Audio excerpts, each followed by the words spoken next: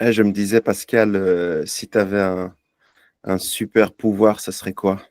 Ça Un serait quoi et super pouvoir? pourquoi? Tu as déjà ton Waouh! cerveau comme super pouvoir, mais si c'était quelque chose d'autre. Déjà, qu'est-ce que ce serait et qu'est-ce que j'en ferais? Pouf, un super pouvoir. Donc un super pouvoir que j'ai pas. Que t'as pas, ouais. Que Euh, t'as pas, ouais. écoute, c'est une bonne question. Ouh là là là là. Hein, un super pouvoir. Nom de Zeus. Ben, je sais pas. Franchement, j'ai pas trop d'idées. Je changerais pas grand-chose à ma vie, honnêtement. Genre un truc, si tu pouvais, je sais pas, Hmm. voler, être invisible, avoir une baguette magique. Un T'es coincé sur l'autoroute, tu sors de ta caisse, bim. Ah, tu Ouais, t'envoles. ouais. Non, mais je sais pas. Non, Fais-nous rêver quand même. c'est pas un truc qui me stimule tellement. Je pense pouvoir. Hmm. Mais écoute, je suis tout à fait confus là. Tu m'attrapes à froid, mais j'ai pas tellement de réponses. Il n'y a pas tellement de pouvoir que j'aimerais avoir que j'ai pas, je pense. Il y a quelque temps, je t'aurais dit la possibilité de transmettre les choses aux gens plus facilement, être sûr qu'ils comprennent. Et je dois dire quand même que je me suis rendu compte que quand les gens ne comprennent pas, c'est qu'ils ne sont pas prêts. Donc, tu vois, ce n'est pas un pouvoir qui peut être, qui est souhaitable, en fait. Sinon, tu prives les gens de leur libre arbitre. Donc, je ne sais pas trop, quoi, mais les trucs comme. T'es pas obligé d'être altruiste, hein. Tu peux penser Non, à ta non. pomme, hein. euh, Bon, être éternel, ça doit être bien, hein. J'ai regardé une série qui s'appelle Sandman sur Netflix, qui était une de ces Ok. séries un peu B, voire C, mais quand même, ça m'attrapait un peu. Mais j'ai regardé les 2 saisons assez avec avance rapide. Tu vois l'ambiance? Ouais. Voilà, on a tous connu ça. Et puis, c'est assez rigolo parce que lui, c'est le dieu, il s'appelle Dream, c'est le dieu des rêves. Enfin bref, et puis il fait un pari avec sa sœur qui est la déesse de la vie, mais qui vient chercher les gens une fois qu'ils sont morts. Puis il dit, ben, eux, ils sont immortels, évidemment, ce sont des dieux. Et puis ils rencontrent un humain comme ça au Moyen Âge, puis ils se disent, de toute façon, un humain, il en aura trop marre, il ne voudra pas rester en vie éternellement. Alors ils font un Ouais. pari, et puis ils prennent un gars, et puis ils le rendent immortel. Et puis ils lui Ok. donnent rendez-vous tous les 100 ans dans le même bistrot. Et ils se rencontrent comme ça à intervalles réguliers tous les 100 ans. Et puis à la fin de la deuxième saison, je vous crame la fin parce que ça vaut pas vraiment la peine de regarder. Enfin, quoique, j'ai quand même eu du plaisir, mais en avance rapide, on peut dire. Et en fait, à la toute fin, en fait, le mec, il demande quand même la possibilité de prolonger ce deal et de continuer à rester immortel. Parce que tout de Ok. même, c'est bon art. Donc, ouais, ce serait ça, en fait, un super pouvoir, pas altruiste du tout. Mais en plus, tu sais qu'ils sont en train de bosser sur pas mal de choses, hein, dans le biohacking, notamment Ouais, à San Francisco, enfin aux bah States. ouais, Tu as plein de mecs comme Sam Altman, là, le fondateur CEO d'OpenAI, ils sont à fond dans ces trucs, tu sais. Genre, il dort dans une chambre qui est pile ouais. poil à 19 degrés, dans le noir. Il mange que des trucs healthy, machin et Mhm. tout. Donc, il y a des gens qui pensent que avec notre métabolisme et tout, si on fait les bonnes choses, on pourrait en tout cas facilement vivre en tout cas jusqu'à 120, pas en dessous, quoi. Ouais, mais alors attention, parce que, ok, tu peux prolonger le deadline. Là, le mot est Mm. à prendre au premier degré. J'aime bien Mais, ça, la deadline. Ouais. mais il faut pouvoir faire quelque chose de sa vie. Il faut garder son esprit et quand même des capacités corporelles suffisantes. Parce que si pour être comme ça sur un canapé, c'est pas non plus très rigolo.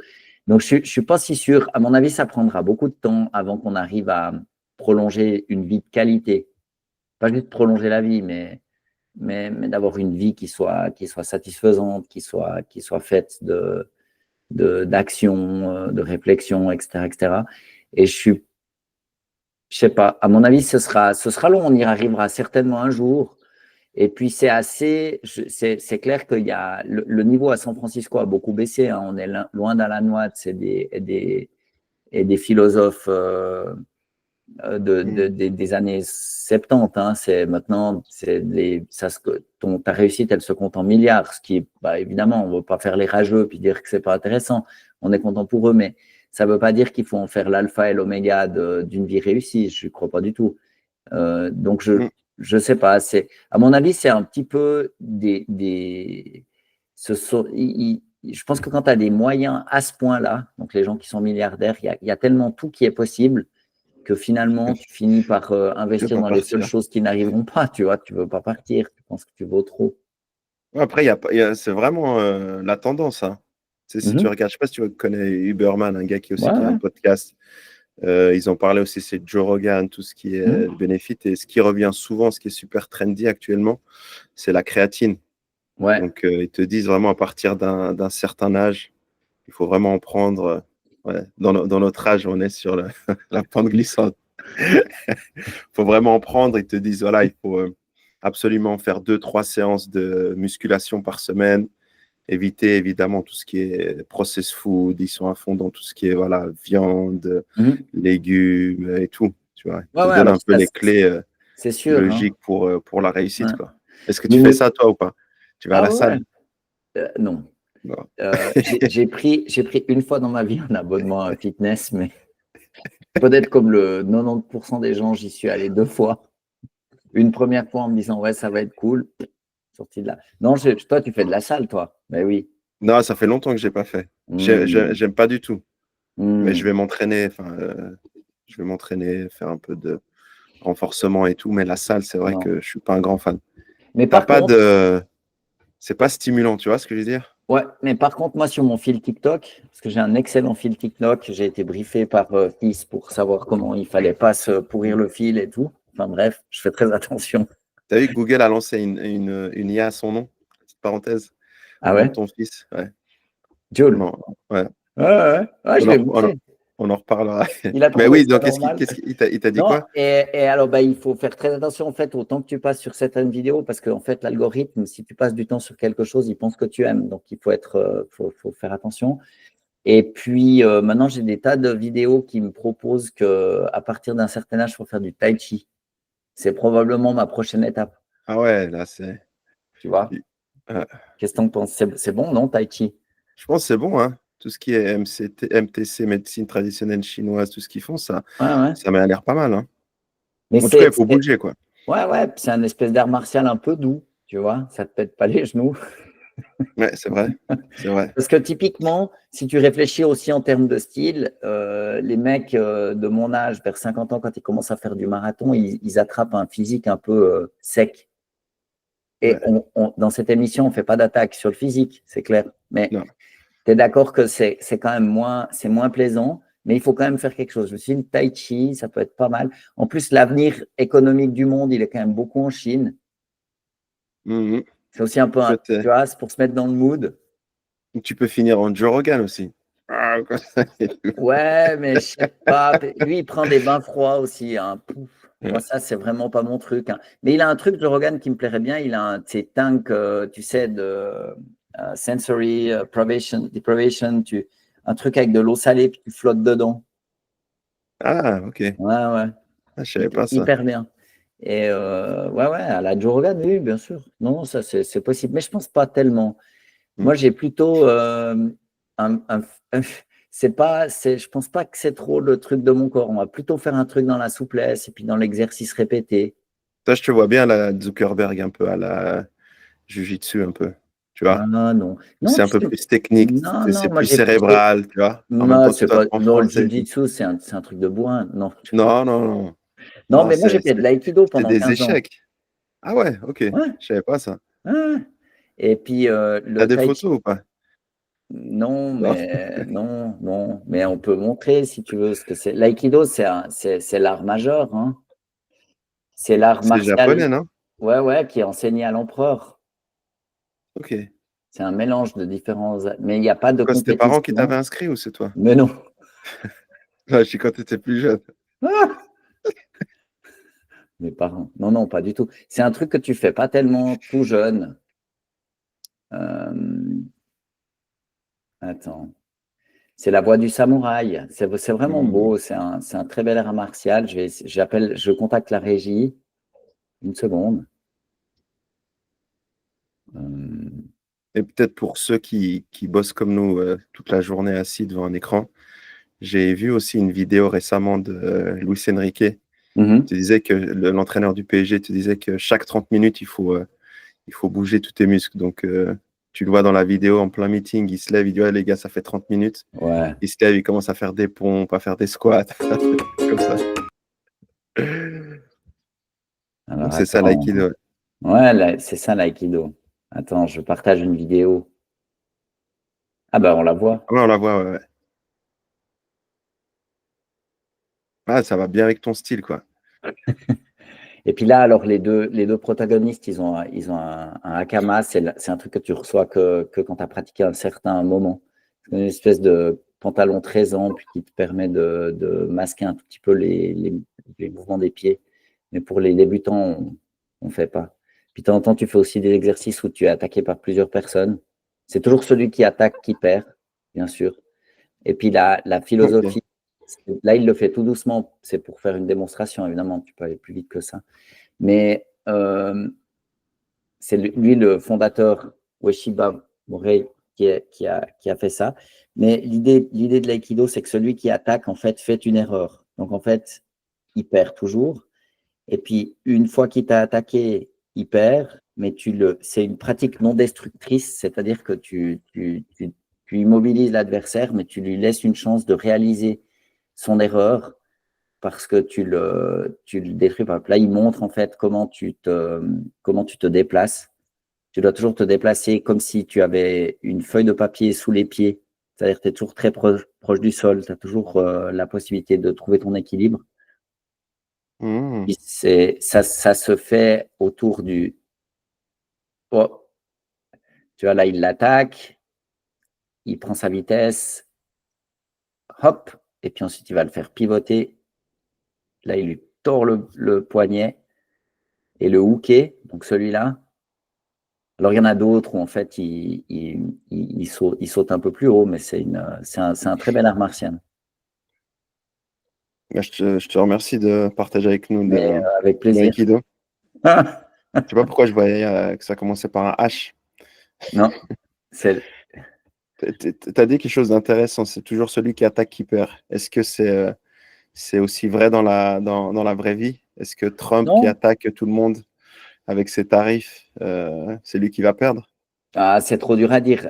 C'est trop le bordel. On peut pas faire de pronostics. Mais je pense que Il a mis comme le Aikido, le pantalon noir, on voit pas ses pieds, on ne sait pas ce qui va se ouais, passer. il y a ça, mais je pense qu'il est en train de mener toute une série de batailles en parallèle. Et puis que ce contre quoi il lutte vraiment, en fait, c'est la fin de la dominance des États-Unis sur le monde avec le dollar qui était la monnaie, d'une part la monnaie de réserve la plus importante, elle l'est toujours, mais c'est en train de changer. Et puis le fait que toutes les transactions autour de l'énergie, notamment du pétrole, elles se faisaient en dollars. Et puis que la proportion relative de l'économie américaine dans l'économie mondiale, elle diminue. La proportion, pas parce que les États-Unis s'enfoncent ou s'effondrent, mais parce que le reste du monde en fait émerge, notamment l'Asie, le Sud-Est asiatique, la Corée, la Chine, le Vietnam, etc., etc. L'Afrique aussi d'ailleurs, et les puissances du Middle East. Et comme en fait il y a parce que la parenthèse américaine et occidentale, elle a été relativement courte. Hein. La civilisation chinoise, elle a quelques millénaires. Les États-Unis, ça a 200 ans. Enfin, tu vois, comment tu comptes? Peut-être 300, mais disons, c'est tout frais. Et du coup, le fait qu'ils aient eu une espèce d'hégémonie à la fin du communisme, quand le mur de Berlin est tombé en 89, ils étaient la seule puissance hégémonique mondiale, ce qui est quand même rarement arrivé, avec une force de frappe tout à fait conséquente. Et puis, ben voilà, c'est toujours comme ça. Au bout d'un moment, ça prend fin. Et puis, ça va être une lente dégradation. Et je pense que Trump, ce qu'il essaye réellement de faire, c'est de répondre aux électeurs qui l'ont élu. C'est-à-dire que l'Américain moyen, il sent qu'en fait, ça va pas de mieux en mieux aux États-Unis. Ils sont pas contents. Et puis, lui, il essaye de faire en sorte que les États-Unis reprennent du poil de la bête. Et je ne pense pas qu'il y arrivera. C'est-à-dire qu'il essaie. Je ne me prononce même pas sur la méthode. Moi, je ne suis pas assez spécialiste, ses tarifs, etc. On verra. Hein, on verra une fois que que le mouvement sera arrêté, on laissera tomber la poussière, puis on regardera ce qui se passe. Mais je me demande parfois s'il n'est pas en train de précipiter la chute des États-Unis, parce qu'ils essayent de reprendre en fait la production aux États-Unis. En partie, ça va marcher. Mais si tu raisonnes en termes macroéconomiques, en fait, une fois que tu cesses de collaborer avec l'extérieur, tu n'as pas forcément plus de félicité économique et de prospérité qui arrive sur le pays. Donc, je comprends l'intention, mais je pense que la méthode est un peu brouillonne. Ok, ok. Et justement, je pense qu'il y a un point intéressant cette semaine. Il y a pas mal de résultats du S1 qui sont sortis. Et puis, on voit notamment des boîtes du CAC 40 qui ont clôturé en baisse. Notamment hier, on parle de STM Micro, Électronique, SEB, Euraseo et tout. T'as BNP ça s'est bien passé. Et le sujet du jour, on va faire un zoom sur Stellantis, qui continue de galérer malgré un nouveau PDG à la tête de ce groupe. Ouais. Ouais, alors Stellantis, ils ont du mal. D'ailleurs, pour l'anecdote, le précédent patron de Stellantis, celui qui a fait Stellantis, c'est Marchionnet. Il habitait tout près de chez moi. Il avait une magnifique maison et il venait d'ailleurs souvent en Ferrari. Il a construit à côté de sa maison une espèce de gigantesque garage pour y mettre toutes ses bagnoles. Et malheureusement, il est décédé. Il a eu une maladie. Mais donc Stellantis, c'est en fait le merge entre un groupe américain et un groupe européen. Il y a notamment dedans, au niveau de l'Europe, il y a Alfa Romeo, Fiat, Lancia, Maserati. On peut revenir sur ces marques. Et puis de grandes marques françaises, Citroën, DS et Peugeot. Ils ont aussi du côté européen Opel. Je ne sais pas si les auditeurs se souviennent de cette marque, mais Opel, voilà. Ça existe encore, ok. Alors, je ne sais pas s'ils sont encore actifs. Attends, on va voir, Opel. S'ils sont actifs, on va se faire taper dessus. Là. Ouais, ils ont même des nouveaux modèles. Ouais. Non, oui, ça existe. Bah, tu vois, c'est toujours…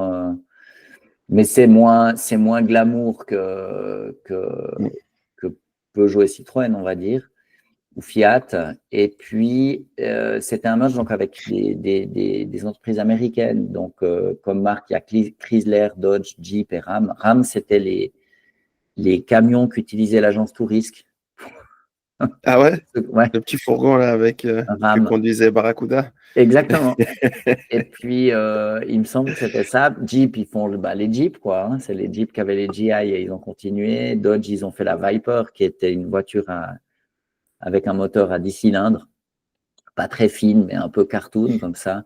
Et puis Chrysler, qui a toujours eu du mal, en fait, historiquement.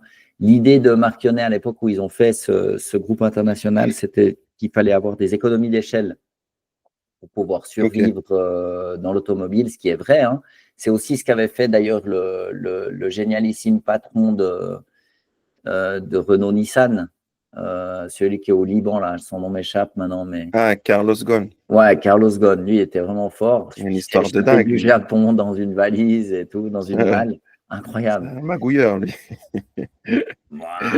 C'était un très grand capitaine d'industrie. Je ne sais pas si c'était un magouilleur, mais il était fort. Quand même quelques casseroles. Il était en prison au Japon. Ouais, mais je ne sais pas si… Comment ça, ouais, mais il était… Il a aussi essayé, je crois, de mettre la main sur Mitsubishi, qui fait aussi des armes. Et peut-être que c'est ça tu sais… je pense que l'histoire est un peu plus compliquée que ça. En tout cas, en termes de qualité de direction d'entreprise, le groupe qu'il avait monté, il allait très très bien. Et maintenant, Nissan est au bord du gouffre. Enfin bref, depuis qu'il n'est plus là, ça se passe beaucoup moins bien. Alors, on ne sait pas si ça se serait aussi bien passé s'il était resté à la tête. Mais je dirais pour Stellantis, c'est vraiment pas un truc évident. Ils ont des marques qui sont… nous, en Europe, on est très attaché à Citroën, Peugeot, bien entendu, quoi. Mais on voit aussi, en termes de qualité de produit, qu'aujourd'hui, je ne sais pas si on peut dire que Citroën et Peugeot sont dans leur meilleur moment. Je ne suis pas sûr. Ils innovent pas beaucoup. Ils sont un peu à la traîne. il y a tout ce truc de l'électrification. Et puis, du côté des marques italiennes, si tu veux, Fiat, ça tient la route, ils font des véhicules pas trop chers. Lancia, je ne suis même pas sûr qu'ils existent toujours. Je Mhm. vais juste contrôler. Il y a un chiffre intéressant, c'est que ils ont à peu près 258 000 employés dans le Mhm. monde et c'est en baisse. En 2021, ils en avaient 300 000, donc ils ont viré à peu près 40 000 personnes.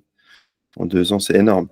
Bah, Et en France, en Europe, c'est 135 000 employés.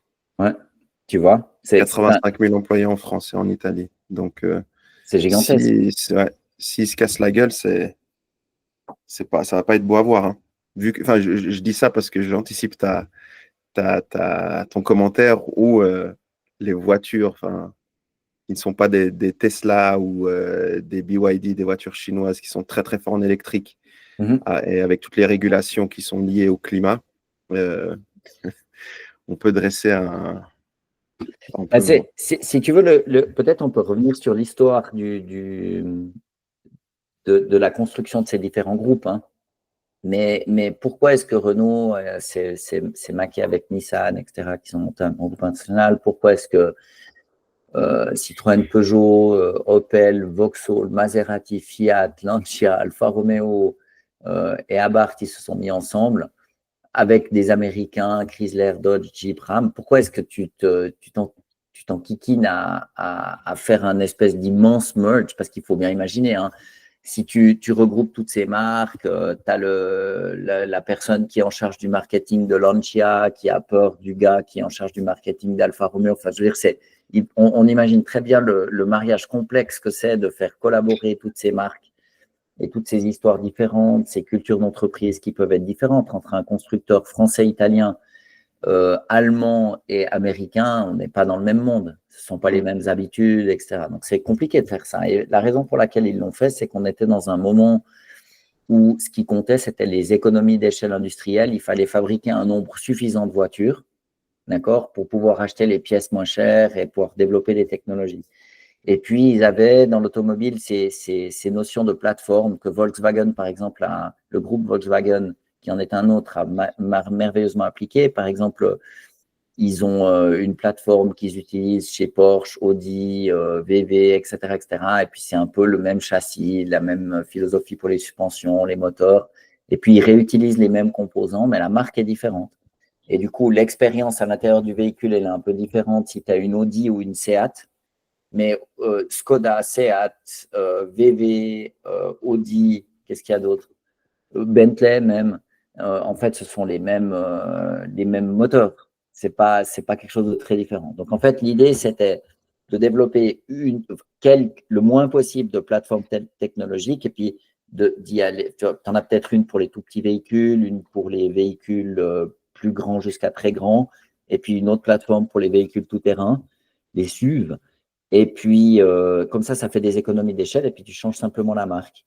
Et du coup, ça faisait du sens au moment où la Terre était plate parce que, en fait, voilà, c'était le moteur thermique qu'on pouvait prévoir. On va améliorer les boîtes de vitesse, on va diminuer un petit peu la consommation, mais c'était très prévisible. Et typiquement, le temps de développement, en fait, d'une automobile, ce sont des cycles de 8 ans. Donc, ok, tu t'imagines, c'est très, très long. Donc, ça veut dire que si en 2025, tu commences, c'est en 2033 que tu livres ton véhicule. C'est vraiment, c'est long, hein, c'est très, très long. C'est hyper lent, l'automobile, en fait. Si tu as une innovation que tu veux mettre dans une voiture, mais mon Dieu, ça prend des temps de fou. C'est pour ça qu'on a l'impression souvent que les constructeurs automobiles sont lents. ouais. Et puis on se dit, mais ils sont cons, en fait, ils devraient aller un peu plus vite et puis améliorer le autopilote, etc., etc. Ouais, c'est pas si simple. Et ils font ce qu'ils peuvent. Et du coup, donc ils ont construit ces espèces d'énormes groupes internationaux avec des marques, si on revient sur Stellantis, avec des marques françaises, italiennes et américaines, avec tous les problèmes de culture, d'entreprise, etc., pour regrouper les achats et faire des économies. Et tout d'un coup, paf, l'électrification, qui change en fait la nature de l'expérience, la nature du produit, la nature des ingénieurs dont tu as besoin, etc., etc., etc. Les différenciateurs aussi. Si on pense par exemple, à l'époque où Stellantis s'est formé, je ne veux pas dire de bêtises, mais je crois qu'ils avaient Ferrari. Je crois qu'ils l'ont ressorti maintenant, mais il y avait Ferrari dedans. Acheter une Ferrari, c'était un moyen d'avoir une voiture plus puissante, plus rapide, d'aller plus vite, de rouler plus vite. Bon. Et puis maintenant, la moindre voiture électrique, elle a 500 chevaux. Donc bon, passer 500 C'est chevaux, énorme. il y a un moment où ça commence à être suffisant. Donc toute cette, comme on dit en allemand, ce Freude, le slogan de BMW, Freude am Fahren, ou bien le Laufkultur, le fait qu'un moteur soit raffiné, etc., etc. Ben voilà, un moteur électrique, c'est super, ça fait pas de bruit, ça accélère comme une bombe, il y a un couple absolument gigantesque, c'est instantané, ça résout plein de problèmes, ça fait beaucoup moins de bruit. Et du coup, ça change un peu la nature de ce que tu vas vendre aux gens, parce que ce qui se passe dans une voiture électrique, c'est que tu as plus de liberté, puis que ça va devenir vraiment une expérience où c'est Doug Demoureau, il disait, ça ne m'étonnerait pas s'il y avait un cours de basket dans les prochaines voitures électriques, au sens où c'est le truc de conduire avec le levier de vitesse et tout ça, c'est en train de disparaître.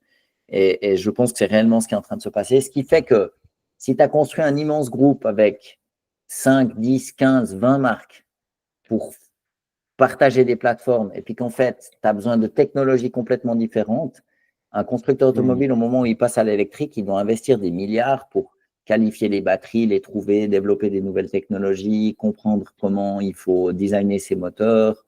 La répartition du poids, elle est différente. Donc, en fait, il faut travailler sur les suspensions. Enfin, il y a plein de défis qu'on n'avait pas avant. Avant, on était dans une innovation très incrémentale avec les voitures à essence, les moteurs à explosion. Puis tout d'un coup, tu fais un saut. Et d'ailleurs, c'est assez rigolo parce que j'écoutais l'autre jour une émission où ils parlaient de la stratégie des Chinois pour gagner dans l'automobile. Et ils ont fait venir en fait toute une série de constructeurs en Chine avec des joint ventures à 50-50 en se disant on va examiner, on va un peu s'inspirer de la manière dont les Européens font des voitures. On les fait construire en Chine. Ils n'y sont pas parvenus, ils n'ont pas réussi à apprendre. Et puis après, Xi, il s'est dit il faut qu'on passe au prochain saut technologique. Et c'est là qu'ils ont misé sur BYD et sur la technologie électrique parce qu'il y a vraiment un saut de compétences. Le software, enfin, on en a parlé plusieurs fois, mais le software a beaucoup plus d'importance. C'est tout à fait différent. Et du coup, ils ont tout investi dans ce saut technologique. Et je pense que c'est là, en fait, que les constructeurs historiques, on va les appeler comme ça, qu'ils soient américains, européens, ils ont beaucoup de mal parce que c'est la double peine. Ils ont une structure, en fait, où tu as énormément de marques, donc un bateau très, très compliqué à gérer. Le genre de bateau où tu tournes le gouvernail, mais avant que ça commence à prendre un virage, ça prend énormément de temps. Et puis, donc, ils ont un bateau très difficile à piloter au moment où il faut faire preuve d'agilité, de fluidité, de capacité d'adaptation. Et ils sont bien embêtés. Et puis, de déconstruire un grand groupe comme ça, c'est pas facile non plus. C'est intéressant, c'est ce qui a été reproché à l'ex-PDG Carlos Tavares, parce que lui, il était très, très strict et à fond sur le cost-cutting, donc couper les coûts. Et donc, il s'est fait licencier par manque d'innovation, par manque voilà, d'amener des nouvelles choses. Et moi, ce qui m'a frappé, c'est qu'ils ont mis plus de 6 mois à choisir le nouveau PDG. Ouais. Et c'est le représentant John Elkann, donc le représentant de l'actionnaire Exor, qui a 14 et quelques %, qui a dit voilà justement qu'il voulait prendre son temps et tout pour voilà, t'imagines, un grand groupe comme ça, 6 mois sans PDG. Et ouais, alors attends, il y a quand même une équipe dirigeante qui est en place. oui, pas que... mais tu te dis sans capitaine à bord. Ouais. Généralement, on essaye d'aller vite, mais là, 6 mois, je trouve, c'est long. Et Je au suis final, il a pris quelqu'un à l'interne. Enfin, quelqu'un, il l'a pris, comment il s'appelle ce monsieur Antonio Filosa. Donc, c'était le responsable, le CEO des Amériques, et puis ils l'ont recruté à l'interne. Et je t'en pense quoi, ça, justement, de mettre 6 mois pour trouver la bonne personne? Si tu veux, il n'y a rien qui te met plus en retard que de courir dans la mauvaise direction. Tu ne sélectionnes pas le bon, tu es foutu. Parce que là, c'est ce qu'il dit, quoi. C'est un moment crucial, quoi. Ah ouais, c'est un vrai moment de vérité. Là, il se passe vraiment quelque chose. Donc, il faut quelqu'un qui connaisse l'industrie automobile, mais il faut un insider, mais il faut qu'il soit aussi un outsider. C'est très difficile de combiner les deux. Il y a aussi le patron de Jaguar. Ils avaient fait une pub avec une Jaguar rose qui avait qui avait beaucoup énervé en fait les clients historiques des Jaguars. Et le mec, il a démissionné là. Il a dit ouais non, en fait, ça marche pas notre truc. Ils ont essayé de faire tout un rebrand. Ouais, avec le J'avais rebranding. fait un commentaire sur LinkedIn où je disais que c'était la pub la plus naze du monde. Et il y a une dame qui m'a répondu en me disant non, non, non, vous n'avez rien compris, la publicité c'est ça, etc., etc. Bon, ben maintenant le mec il est parti. Et en fait, moi, il faut se faire absolument aucun souci pour ces patrons d'entreprise. C'est pas, je dirais, le gars, il aura trouvé un autre job où il est à la retraite, c'est pas bien grave. Mais ce qui me chagrine plus, c'est le peu d'attention qui est donné aux employés de ces grands groupes. Parce que c'est eux qui payent la note. C'est eux qui m'ont perdu. Ouais, c'est eux. Et donc, je suis pas du tout en empathie maximum avec les dirigeants, mais beaucoup plus avec les employés, parce qu'ils ont rien fait de faux et ils risquent bien de perdre leur job parce qu'il y a des gars en haut qui n'ont pas pris les bonnes décisions. Ceci dit, et c'est pas non plus pour les dédouaner, quand tu dois faire un virage comme ça dans une technologie très différente, la règle, c'est que souvent les entreprises et les groupes n'y arrivent pas. Ouais, les incumbents, Voilà, ils n'y arrivent pas. Donc, c'est pas évident du tout, hein. C'est pas évident du tout. Mais moi, ça m'étonne pas qu'il leur faille du temps pour trouver quelqu'un parce qu'il faut trouver la bonne personne. Après, il faut qu'il accepte. C'est pas forcément un job très, très rigolo. Et puis, le précédent que tu mentionnais, qui a été engagé pour couper les coûts, au moment de son engagement, je pense bien que le board, le conseil d'administration était conscient que ce mec, il se baladait avec une hachette dans la main. C'était son style de management, tu vois. Moi, c'est pas du tout mon style, mais il y a des gars qui ont un style cost cutter comme ça, et il a été très certainement engagé pour ça. Mais c'est un style de management aussi qui est un peu old school. Parce que c'est la chose que tu peux mesurer le plus rapidement possible, quoi. Ouais, T'es mais venu, t'as coupé les coups et puis, tu vois. de temps en temps, dans une entreprise qui a un peu trop grandi ou qui s'est un peu emballé, il faut quelqu'un qui vienne mettre de l'ordre. Si tu veux, tu peux passer d'un style à l'autre, en fait, pour s'occuper du sujet le plus urgent à traiter. Moi, dans le fond, ça peut être bien, en fait, pour la pérennité à long terme. Mais je pense qu'au moment où ils le virent, ils utilisent l'argument qu'ils ont utilisé pour l'engager. Ils l'ont certainement engagé pour couper les coups. Et puis après, ils lui ont reproché en fait ce qu'ils avaient. Et j'en viens à mon point, c'est que je pense que là où on n'est pas bon, c'est dans les conseils d'administration en fait de ces grandes entreprises. Parce que souvent, ces conseils d'administration, les gens ne connaissent pas le business. Ça m'intéresserait de voir dans le conseil d'administration, par exemple de Stellantis, quels sont les profils des gens. Exor, c'est la famille Agnelli qui est derrière. Donc, c'est les fondateurs de Fiat. Ils ont 14 et quelques %. Ouais. Après, le reste, je sais pas. Faut qu'on regarde. Toi, t'es Je dessus déjà. regarde. J'ai demandé à Gemini. Et tu sais que j'ai mon compte GPT-5, hein? Ah, ils l'ont offert à tout le monde, non? Ouais. Sam Altman, il l'a offert. Alors, le Parce président, que Grok c'est. 4, ils ont fait la même chose. Grok, Ouais. il Ils a ont tous fait en de. même temps. Ouais. Alors, le président du board, c'est John Elkann, président du conseil Mhm. d'administration, héritier de la famille Agnelli. Ben oui, ça, Ouais. c'est Fiat, hein. Ouais. Ensuite, il y a Antonio Filosa. Bon, Donc, c'est qui lui, est c'est le nouveau CEO. autre membre. Il y a Robert Peugeot, ben oui, de la famille Peugeot. Henri de Castries, administrateur C'est indépendant. vrai, Robert Peugeot? Il y a quelqu'un de la famille Peugeot qui existe encore? Robert, ah oui, Robert Peugeot, représentant de la famille Peugeot, l'une des Mais non. familles fondatrices du groupe PSA. Sa Excellent, présence ça. souligne l'importance de l'héritage français Ah au ouais. sein de Stellantis. Chairman at Peugeot Invest, Robert Peugeot. C'est classe, hein. Après, il y a Ouais. Nicolas Dufour, qui est directeur général de la BPI France. Ça, c'est bien pour avoir des prêts. Et Benoît Ribadeau-Dumas, ancien haut fonctionnaire français. Bon. Qu'est-ce qui. Ben, en fait, non, ils ont un board assez classe, en fait. Je sais pas. Ouais, c'est des personnes qui sont de l'industrie, hein.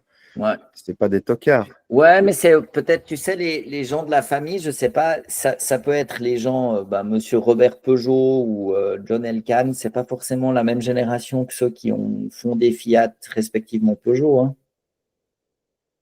Tu vois, il y a un bon côté au fait que c'est transmis familialement, mais le talent pour diriger des entreprises, il n'est pas forcément héréditaire. Attends, je Ça te partage saurait. un truc là. Je te partage le post de ce monsieur Robert Peugeot Ouais, je vais te laisser commenter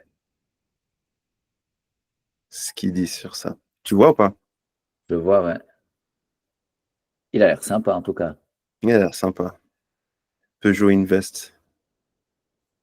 Donc, il te dit, ils veulent avoir Ouais. une croissance durable, une trajectoire de croissance durable. Ah, c'est bien. Annoncier, c'est de C'est- maintenir, Bon, ça ne veut pas dire grand-chose, c'est ce que tout le monde veut, hein. Puis si tu solide veux, et maintenir la stabilité du dividende à 3,25 € par action. ouais. Bon, ben, C'est pas où ça? ça dépend du nombre d'actions, hein, Ok. Donc, on le compare avec d'autres choses. mais tu vois, c'est un poste, bon, je n'ai pas étudié le dossier en détail, mais si tu veux, ok, il dit ça, mais n'empêche que le précédent CEO, qui était un cost-cutter, il a probablement donné son accord pour l'engager. Donc bon, Ouais. il y a quelques années, en fait, on ne misait pas tellement sur la croissance durable, mais plutôt sur la diminution des coûts. Ensuite, ils veulent renforcer la trajectoire de croissance durable du groupe dès 2025. Bon, s'il y a quelqu'un qui est président d'un board ou patron d'une boîte qui ne souhaite pas renforcer la trajectoire de croissance durable du groupe, imagine, on t'engage, puis tu dis alors, Younes, ça va être quoi vos priorités? Moi, je vais saccager la croissance, puis je ne suis pas du tout pour que ça dure, hein. On va juste faire un coup sur 6 mois. Ouais. Ça n'a aucun sens. Donc, en fait, il ne dit rien. Et puis, ce qu'il dit plutôt, c'est qu'il préserve en fait la stabilité du dividende. Ça veut dire qu'en fait, ils ne vont pas investir des masses. Mmh. Peut-être pour expliquer juste en 2 mots, hein, quand une société elle est cotée en bourse, elle devient liquide, elle est partagée en petits morceaux qui s'appellent des actions. Il peut y avoir 100 actions, 1000 actions, 100 000 actions, c'est bien égal, ça n'a pas tellement d'importance. Puis ce sont des titres qu'on peut s'échanger. Ben, moi, je peux avoir une action de Stellantis, je te la vends, etc., etc. Et puis, comme on ne se les vend pas de gré à gré, de personne à personne, on passe par un truc qu'on a appelé la bourse. Où en fait, quand on veut vendre une action, ben, on la pose là-bas et puis elle est achetée au cours du jour, etc. D'accord? Donc, ce sont les actions pour les entreprises cotées en bourse, ce sont de petits morceaux d'entreprise qu'on peut acheter et vendre comme on en a envie. Et puis, le dividende, en fait, c'est la partie de bénéfice qui est versée pour chaque action détenue par quelqu'un. Alors, si un fonds d'investissement a 1000 actions de Stellantis, il sait qu'il va recevoir 3 250 € à la fin de l'année, Ouais. en plus de la valeur de l'action qui peut monter ou descendre. Et puis, quand une entreprise te dit, ben, voilà, historiquement, on fait 3,25 € de profit par action, d'accord? Et que le business ne va pas très bien, ça veut dire qu'ils vont continuer à couper les coûts.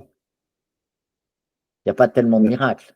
Et ça, c'est un des grands problèmes dans les sociétés cotées, c'est qu'en fait, il faut les voir en fait comme des vaches. Ces vaches, elles vont au pré, puis tu les traites, ça fait du lait. Et puis là, ce qu'il dit, c'est que chaque vache va toujours faire, je ne sais pas, 2 litres de lait par jour. Mmh. On s'en occupe. Donc ça, les entreprises cotées, dans une entreprise cotée, tu es obligé de le faire, parce que sinon tout le monde panique et qu'ils se disent que ça va être comme ça. Mais par exemple, un mec comme Jeff Bezos, alors qu'il est le fondateur d'Amazon, mais pendant une bonne décennie, il n'a pas gagné un copec et il réinvestissait tout dans l'entreprise. Et je pense que le message courageux, ça aurait été plutôt de dire que le dividende par action va passer à 1,50, hein, et Mmh. puis que le 1,75 qu'on dégage, eh ben, qu'on va le réinvestir pour faire le passage à la voiture électrique, on va investir dans le software, on va faire des campagnes marketing pour nos marques, etc., etc. Alors, si le groupe Stellantis arrive à, à, à dégager la même marge tout en faisant un pivot comme ça, ben, chapeau, Impossible. respect, Je pense pas que ça sera prosternement. possible, hein. Ben, c'est un message, ça se voit pas comme ça. Le message, il est bien léché, puis il est tout nickel. Mais en gros, le patron courageux, il va dire, ben voilà, on va diminuer les dividendes versés aux actionnaires Mmh. parce qu'on va devoir préserver les collaborateurs et les collaboratrices, les reskill, comme on dit, hein, leur filer des nouvelles, les aider à acquérir de nouvelles compétences, par exemple avec l'IA, tatati tatata, on va pivoter vers l'électrique, on va devoir construire de nouveaux genres d'usines et peut-être même dans des endroits différents parce que la clientèle change. Et du coup, ça aurait été un message courageux. Mais là, en gros, il nous dit qu'ils vont verser le même pognon qu'avant. Ouais. Ben, ça ne sent pas le gros investissement de ouf pour retourner la situation. Ouais. Et puis, tu as vu aussi ce qu'il a mis dans la troisième ligne, les risques d'amende en Europe. Donc ça aussi, c'est un gros point en fait qui revient souvent, où toutes les entreprises, enfin les sociétés qui fabriquent des voitures à moteur thermique, c'est souvent des boîtes européennes, elles vont se faire couper la tête justement par l'Union européenne qui veut tout électrifier, et puis au final, on n'est pas prêt en Europe. Ouais, mais l'Union européenne, c'est comme une poule à qui on a coupé la tête. Elle continue à courir, mais elle ne sait plus où elle va. Et, Mais elle va emporter des gens dans sa chute avec elle, quoi. oui, Parce oui, que mais malheureusement, ils sont à fond en électrification. Il n'y a que Tesla qui gère ça bien. Enfin, ouais. que Mais Tesla le gère bien, et puis la Chine aussi. je Et suis même pas puis, sûr. Je suis pas sûr que l'Europe, elle soit à fond sur quelque chose. Ils savent pas où ils vont. Ce serait beaucoup plus rassurant qu'ils aient un plan, puis qu'ils aient pas tout à fait le bon plan. Mais l'Europe, c'est un espèce de globi-boulga de déclarations, de déclaratifs, de bonnes intentions, mais ils font pas forcément les choses. Je pense qu'ils n'auront aucun souci tout d'un coup s'ils disent que ça va plus, à changer leur fusil d'épaule, puis à dire qu'en fait, non, en fait, la vraie solution, c'est l'hybride. Excusez-nous, on s'est trompé. tu penses qu'il pourrait avoir ce retour en arrière? Ouais, bien sûr. Je pense que si tu veux, l'erreur à ne pas faire, à mon avis, je vais me tromper, mais mon analyse serait plutôt la suivante. Je pense qu'en fait, on est dans un moment extrêmement nihiliste où en fait, il n'y a pas un pilote dans l'avion. Il n'y a pas. Tout d'un coup, il y a un agenda 2030. On se dit, bon, ben voilà, il faut électrifier. Et puis, on ne réfléchit pas aux conséquences, on y va. On n'a pas de plan industriel derrière pour accompagner. On fait ça comme ça, à la magie, comme je te pouffe. Chaque individu, dans cette espèce d'immense jeu d'échecs, fait du mieux qu'il peut. Je pense que les gens sont relativement de bonne foi, peut-être pas tout en haut parce qu'ils prennent des chèques, mais plus bas, je pense que les fonctionnaires qui font ça, ils se disent oui, bon, on va faire un plan, ils y croient, etc. etc. Comme dit Todd, dans une espèce de psychose collective, je pense que c'est plutôt ça. Et on rappelle cette augmentation de salaire en 3 ans. Hein. On Ah, mais rappelle ils ont ça, entre raison. Hein. Moi, parenthèses. je veux dire, c'est Ils ont raison. remarquable.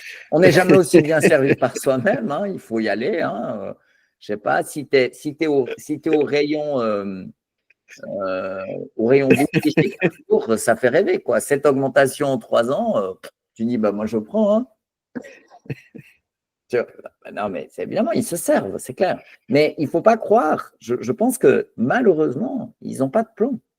Donc, en fait, quand tu n'as pas de plan, ben, voilà, c'est lundi. Lundi, c'est l'électrique. L'électrique. Tu arrives à jeudi. Jeudi, finalement, c'était pas bon. On change. Et puis voilà. Puis tu fais un discours. Et puis les mecs, les boîtes qui ont investi des milliards et des milliards dans tout ça, c'est vous débrouillez, quoi. Je pense qu'on peut s'attendre à tout, qu'en fait, on est dans un moment d'imprévisibilité maximum et qu'il ne faut absolument pas compter sur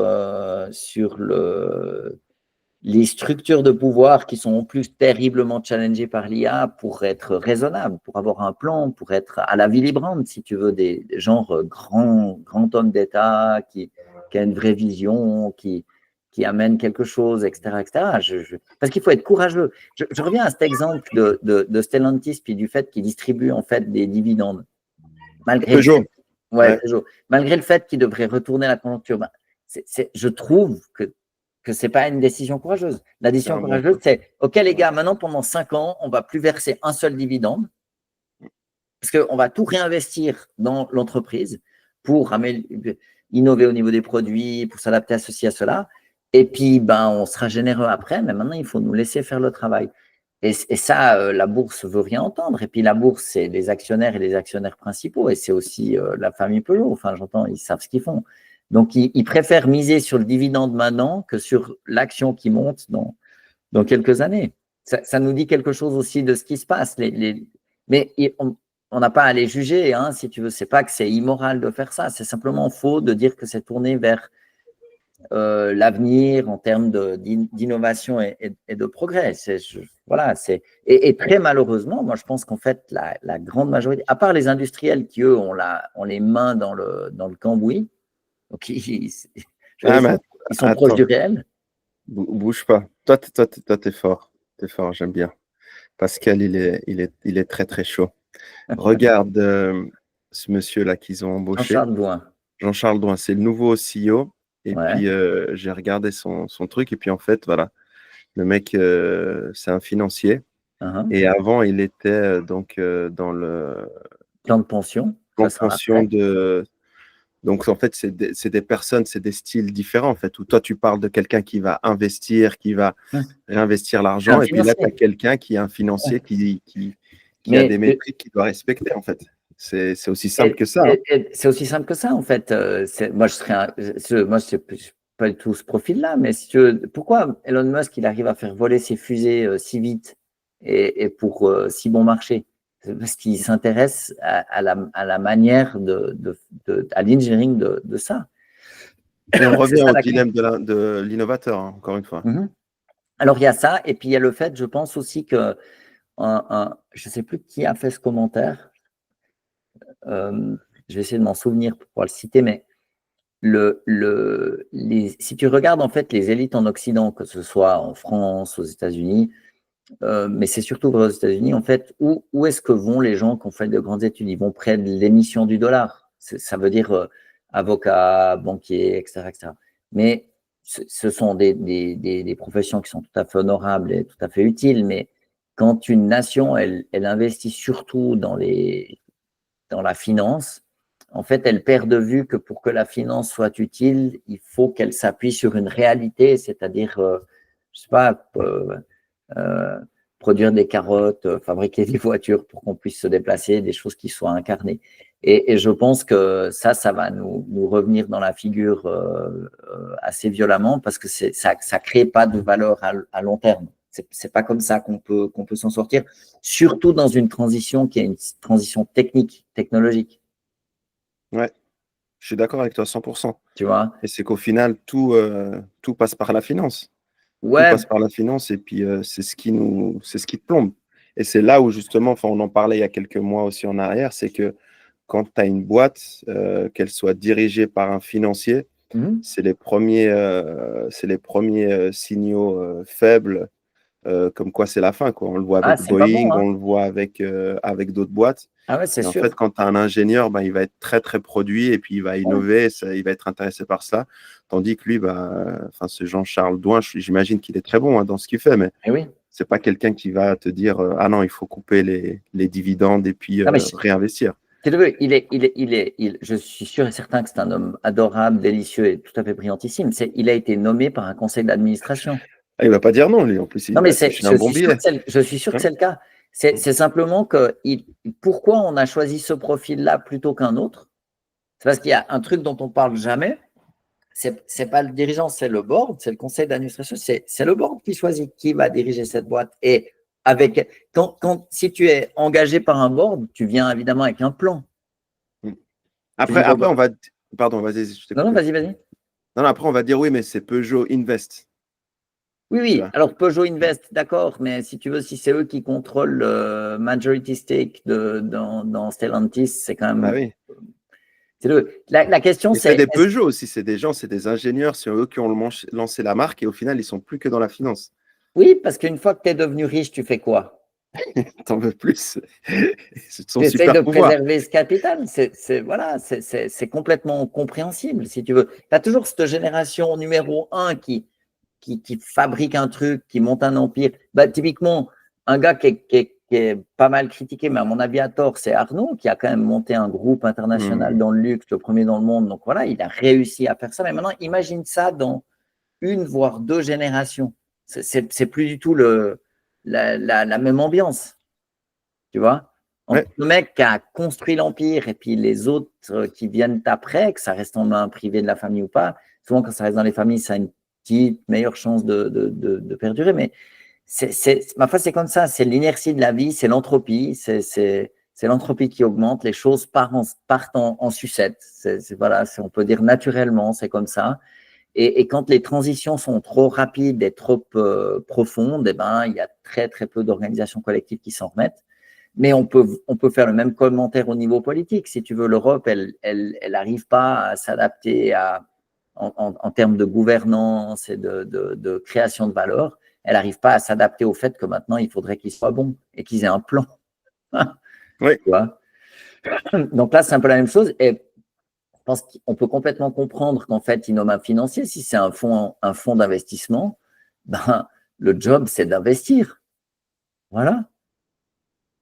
Ouais. En parlant tu parlais de LVMH, il y a des chiffres qui sont sortis d'un ami à moi, le très bon Nick Winker, qui est OK. directeur innovation à Chaloub, mais aux Émirats, et qui suit le luxe à fond. Et il te dit, enfin, LVMH, c'est une baisse seulement de moins 3% grâce à sa stratégie de diversification à travers ses marques. Et les grosses pertes, c'est dans la mode et la maroquinerie, et les vins et les spiritueux.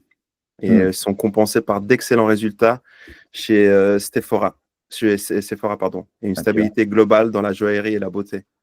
Donc Bah les oui. sapes, c'est compliqué. Les Mais sapes et les vins spiritueux, c'est compliqué. bon, Donc ça, ça, c'est c'est une parce deuxième grosse mais industrie parce que les gens boivent européenne, de moins en française. moins d'alcool. Ça, il n'y a pas de mystère. Hein. Ça va aller. Il y en a qui disent ils boivent de moins en moins, mais ils prennent de plus en plus tôt des drogues. Je sais pas si c'est vrai. C'est vrai? Je te jure, c'est ce que j'ai entendu en discutant. Ouais. On en avait parlé aussi. Il dit, ouais, mais Ouais. parce qu'ils tombent plus vite. J'ai la femme d'un pote qui bosse dans le social, qui s'occupe de jeunes, et puis qui a aussi beaucoup d'amis dans, je sais pas comment on appelle ça, socio-éducateurs, pas quoi.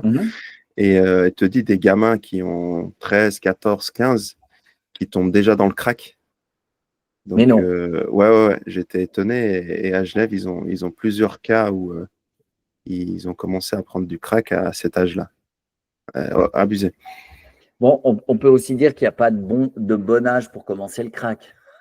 Non, mais tu te dis, c'est tellement Non, mais c'est affreux. dévastateur que Ouais, à cet âge-là. ouais, c'est un suicide. En fait, tu cesses Ouais. de fonctionner. Ouais, non, c'est très mauvais. Il faut pas, quoi. Faut pas. Non, C'est pas bien. c'est vrai, c'est pas bien, Oui, ne prenez c'est pas rien. bien. Ne prenez Mais pas. Il n'y a pas besoin. Devenez entrepreneur, ça vous fera assez d'ennuis. C'est OK. Après, tu as une vie bien remplie. Tu peux c'est plus te quoi, on peut dire permettre. que c'est quoi, l'oisiveté est source de péché? C'est comme ça que tu tombes dedans, dans ces types de trucs? Non, je pense que c'est plus compliqué. C'est plus compliqué parce que déjà, les gens aiment s'échapper de tout depuis toujours, en fait. Pourquoi est-ce que l'alcool, c'est quelque chose qui est communément admis? C'est parce qu'empêcher les gens de fabriquer de l'alcool, c'est impossible. Ouais. Tu À prends l'époque, des c'était interdit, hein. Ouais, il y a Aux eu des États-Unis et tentatives. tout, il y avait Ouais, il la y a eu des contrebande tentatives, et mais tout. c'était bien pire. Et tu peux simplement pas faire autrement que de. Parfois, les gens, ils ont des fruits, poum, ils les fermentent, et puis après, ça fait de l'alcool. Donc, quand tu peux pas lutter, en fait, il faut accepter et accompagner la chose. Alors, on a intégré ça dans des normes sociales. On dit, bon, ben voilà, tu sais, quand les gens disent, bon, il est 10 heures, c'est un peu tôt pour l'apéro. Oui, c'est parce que il y a un vivre ensemble qui dit, ben voilà, il faudrait pas prendre l'apéro avant telle et telle heure. Mais si tu regardes, en fait, en termes de dégâts pour la santé publique, l'alcool, c'est abominable. C'est un truc très addictif, etc., etc. Donc, en fait, on peut que accueillir comme une bonne nouvelle que les gens en prennent conscience et puis que la consommation globale baisse. Bon, après, il y a une perte en termes culturels parce que c'est vrai que de déguster un bon vin, c'est aussi bon art. Maintenant, imagine si les bons vins dont tout le monde c'est les gens qui font des trucs de dégustation, etc., etc. S'il y avait plus d'alcool dedans, je peux te dire qu'il y aurait moins de gens à l'apéro. Hein. Donc, tu Tu vois. penses? Ouais. Ouais, cet effet. Tu connais des gens qui se réunissent le vendredi à 17h pour prendre l'apéro autour d'une bière sans alcool parce que c'est trop bien? Ça n'existe pas. Je C'est sais sûr pas. que non. Ce qui les unit, c'est la défonce. Donc, c'est le fait de s'échapper, c'est le fait de se détendre, etc. Alors, se détendre de ses soucis avec l'alcool, c'est vraiment pas une bonne idée. Ça rend la chose pire. Mais de toute éternité, en fait, on est heureux de pouvoir s'échapper de la réalité. Et la meilleure manière, en fait, de pas tomber dans ce piège, en fait, c'est de se construire la vie la plus heureuse possible. Voilà. Ça, les études, elles le montrent. En fait, si tu as une vie qui est heureuse, tu ne deviens pas accro parce qu'en fait, tu tiens à ta vie. Donc, même si tu t'échappes un moment, bah, tu veux revenir dans cette vie qui te plaît. Je trouve que c'est un truc compliqué. Enfin, moi, je bois pas d'alcool et je discutais Mhm. avec un ami, Xavier. qui est architecte et qui lui fait des dégustations, des trucs comme ça. Je lui dis, mais Xav, en fait, à partir de quand tu deviens alcoolique, tu vois? Et lui, il me dit, bah, si tu prends un verre tous les jours, pour lui, c'est être alcoolique. Donc, tu situes où la barre, en fait? Parce que les gens, tu vas leur dire, oui, il faut pas boire, il y en a, ça va être religieux, il y en a, ça va être pour la santé et tout. Mais quand est-ce que la personne, elle sait qu'elle a un problème, en fait? Bah, c'est très difficile, mais il y C'est a, quoi il y a plusieurs critères. Un des critères qu'ils utilisent, les médecins, c'est si ton entourage te dit que tu bois trop. Ok. Tu vois, quand les gens te disent, dis donc, Younes, faudrait y aller un peu mollo là. C'est un peu sévère. Là. Ouais. D'accord, donc ça peut être un signal d'alerte. Il n'y a pas besoin d'être. Alors, moi, je me méfie toujours des trucs trop absolutistes, au sens où il y a aussi le fait de socialiser, d'être bien, d'avoir des amis, etc., etc., et puis de faire santé avec un verre de vin à l'occasion. C'est pas ça tue personne. C'est pas de le faire de temps en temps, c'est pas grave. Moi, je bois pas d'alcool parce que ça me fait mal à la tête. Et Ah, tu bois pas aussi? Ok. non, mais c'est pas un truc intéressant pour moi. J'ai aucun mérite en fait. C'est pas c'est de temps en temps comme ça. D'ailleurs, quand tu es invité à une soirée ou à un repas, etc., puis tu es le mec qui boit pas d'alcool, déjà tu as l'air chelou. C'est pas si facile. Et puis, je vais dire que c'est religieux, tiens. Je vais essayer ça. Mais et tu es toujours obligé de fournir une explication, puis tu entends, tu sais, les gens te regardent, tu dis, ah Pascal, tu prends un bon verre, puis les gens ils te regardent comme ça. Tu dis non, non merci. Puis ils font, tu bois pas d'alcool. Genre, est-ce que tu es un ancien alcoolique? Pas du tout. Non, tu es soupçonné. Le cliché, quoi. Ouais, ça jette le soupçon. Et puis, en fait, j'ai pas encore trouvé vraiment une manière ou un soupçon. Je me suis dit, écoute, non merci, sans façon. Ou il faudrait peut-être dire pas aujourd'hui, pas se justifier, juste dire non, prendre un verre sans le boire. Je sais pas. J'ai essayé plusieurs tactiques, mais moi, j'ai pas un plaisir formidable et puis je le paye quand même le lendemain assez cher. Je suis pas fait Ouais, pour. C'est comme ça, c'est la vie. ouais, Faut ouais. accepter. Donc, c'est pas toi qui va faire remonter les ventes de Non, non. LVMH Spirits. Impossible, impossible, impossible. Il faut pas. Non, non, non, non. Mais quoi Bon, que si LVMH Spirit veut sponsoriser cette chaîne, on est évidemment d'accord. non, merci. Non, merci. Non, merci. Ah bon? Non, merci. Bah, je pense Ah que bon? c'est compliqué quand même quand tu as des personnes qui, justement, qui n'arrivent pas à se gérer. Et je veux dire, éthiquement parlant, de vendre des produits comme ça et tu as des personnes qui finissent alcooliques, ça crée des problèmes, des divorces, des trucs comme ça. Moi, c'est des choses qui, je pense, qui me pèseraient lourd. C'est un peu Ouais. comme Satya Nadella, le CEO de Microsoft. Il a dit qu'il se sentait mal avec tous les licenciements qu'il a fait cette année. Tu vois, je pense avoir un impact sur les gens, c'est quelque Le chose qui me. pauvre. Ah, elle est bonne celle-là. Donc en fait, lui, il décide de virer tous ces gens, puis après, on doit le plaindre parce qu'il se sent Ouais, mal. il a dit qu'il se sentait mal, ouais, Mais qu'il tu avait des plaisantes. remords. Ouais, j'ai lu un petit truc dessus. Hein. Mais trouve-nous ce tweet. Je sais pas si Appelle c'est la un tweet régie ou tout de si suite. c'était un article. Je sais plus. Je lis tellement de choses que. Mais oui, oui, il a dit que je sais plus combien ils ont viré 15 000 personnes cette Ah année, oui, un oui. truc comme Ah non, ça mais et ça ne tout. doit pas être la folle ambiance, hein. Et il a dit qu'il se sentait pas bien, quoi. Ouais. Tu Non, vois. non, mais c'est affreux. Mais C'est je ce trouve. dont on parlait dans le précédent épisode, enfin Ouais. dans notre nouvelle comment dire, thématique sur le business et les Mhm. carrières, Mhm. les conseils carrières, ou comment tu te sens quand tu es PDG et tu dois prendre des décisions qui sont lourdes. Ouais, mais alors, bah, tu te sens pas forcément très en forme. Le seul moyen de s'en sortir, c'est de te dire, bon, bah, on fait ça, mais c'est pour retrouver notre santé financière à terme pour pouvoir continuer à exister. Maintenant, le fait de venir se plaindre publiquement qu'en fait, ça ne l'enchante pas, quand tu es le mec qui décide, alors ça, C'est du euh, courage. Comme tu as non. dit avant, pour baisser la Non, dividende, non, tu vires mais les gens, non, c'est mais du non, mais non, courage. mais t'as pas le droit de te plaindre. Non. Alors, ceux qui ont le droit de Ah, se alors, attends, plaindre, c'est c'est intéressant. les mecs qui se sont fait virer. Alors eux, ils disent, bon ben voilà, moi ça fait 20 ans que je travaille chez Microsoft, j'ai été un employé fidèle, je me suis fait remercier. Lui, il a le droit de dire, lui ou elle a le droit de dire, bon ben là, j'en ai ras la casquette. Ça c'est ok. Mais quand il doit être bientôt milliardaire, Satya Nadella, quand tu es le gars qui décide que tu vas let go, comme on dit en anglais, 15 000 personnes, alors tu ne te plains pas. Tu ne viens pas geindre en te disant oui, quand même, c'est un peu dur. Ouais, il a dit, attends, alors je trouve Ouais, sur le vas-y. Gemini, il a dit le PDG de Microsoft a exprimé dans des mémos internes que les récentes vagues de licenciements lui pesaient lourd et que ces décisions étaient parmi les plus difficiles à prendre. Tu vois, Ouais. Mais ça, c'est de la com il a été interne, ça. reconnu que les faits affectaient des collègues, Mais coéquipiers regarde, on avec fait l'exercice. Écoute, Younes, ça a été un plaisir de faire ce podcast avec toi. Là, je dois te remercier, mais c'est vraiment une décision qui m'affecte et c'est lourd, c'est dur à faire. Non, mais il faut arrêter quand tu vires les gens, un truc que tu n'as pas, je trouve, alors éthiquement, moralement, que tu n'as pas le droit de faire, c'est en plus de te plaindre. Ouais. Ah non, parce que s'il ne voulait pas le faire, il fallait qu'il trouve une autre solution. Ou Ouais, mais s'il tu fais voulait quoi? Enfin, oui, la boîte Microsoft, elle se porte très bien. Ouais. Donc, Alors, s'ils ne c'était voulaient pas le pas. faire, il fallait aller devant le board puis dire bon, les cocos, je comprends. Si on vire. Là, il y a ces 417 personnes qu'on doit virer parce que leur job n'a plus de sens, etc. etc. Par contre, les 14 500 et quelques qui restent, ceux-là, on ne va pas les virer. Je refuse de faire ça.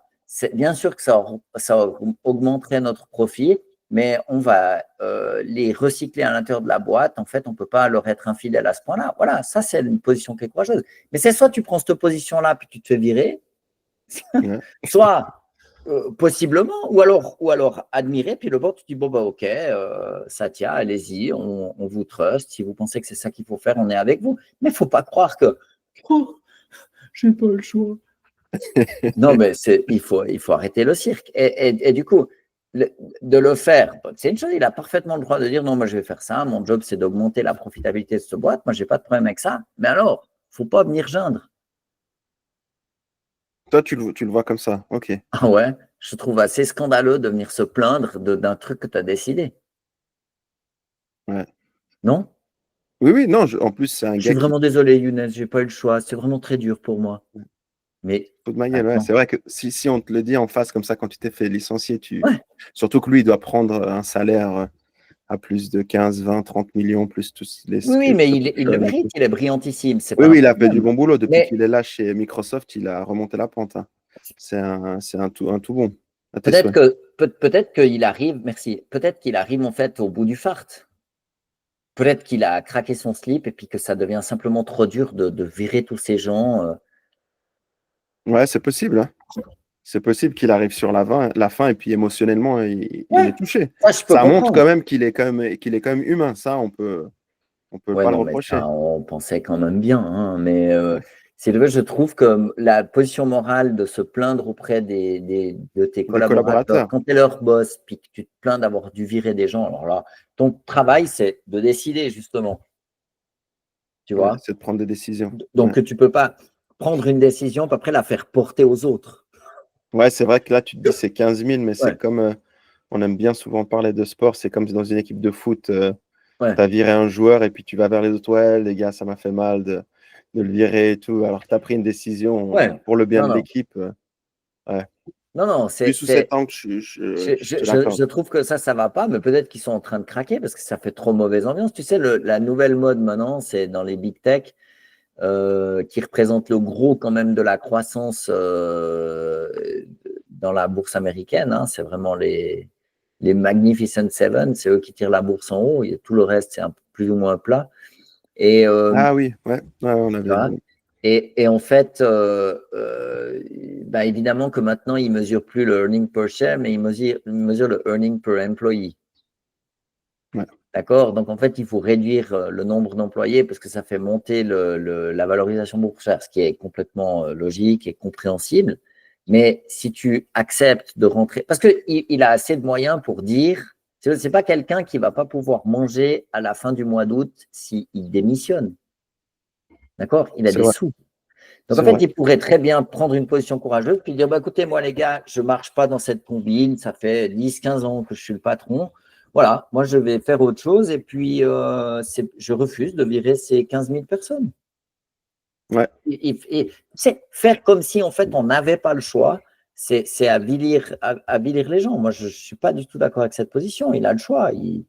Alors, ses raisons le regardent, mais il ne doit pas venir se plaindre. Oui, ce graphe, il est bien. Hein.